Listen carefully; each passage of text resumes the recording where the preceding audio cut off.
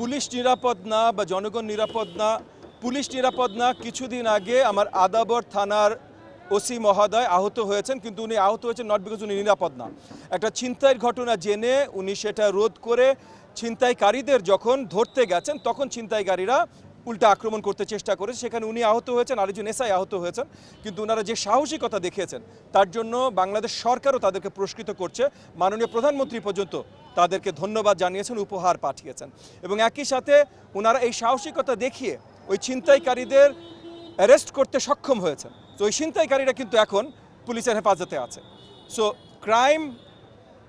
আপনি যদি crime commit করেন, পানিশমেন্ট আপনার পেতে হবে।